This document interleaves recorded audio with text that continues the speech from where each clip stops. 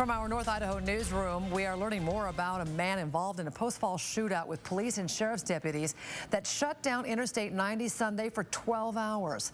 Not only did Marcus Rael allegedly shoot at officers with an assault rifle, but his brother did the same thing on an Arizona freeway back in March.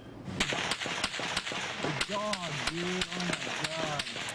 A Post Falls teenager used a cell phone to capture the barrage of gunfire that included dozens of shots. And KXLY4's Jeff Humphrey working for you tonight. He is at Kootenai Health, where Rael tonight is recovering from his wounds. Jeff? And Nadine, tonight, this 24-year-old man is in stable condition and doing a lot better than his brother, who was actually killed during a shootout with police in Arizona back in March. In both instances, these sibling suspects led officers on pursuits, and when vehicles were stopped, both of the Rael brothers opened fire. Early Sunday morning, Coeur d'Alene police pulled over Marcus Rael's white pickup here on Sherman Avenue. Rael sped off after he was approached by the officer, got onto Interstate 90 and headed west. The 13-mile chase ended up here at the top of a Post Falls on-ramp. They were talking over the megaphone saying, "Marco" or "Marcus, please come out with your hands up. We're trying to help you."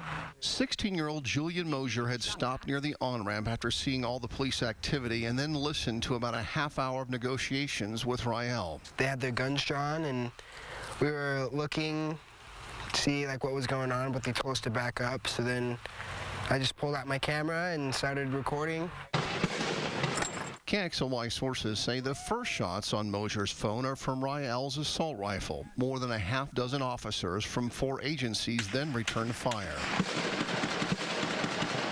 Called 911 and told them that I heard gunshots, and they told me that there was an active shootout and to stay inside my house.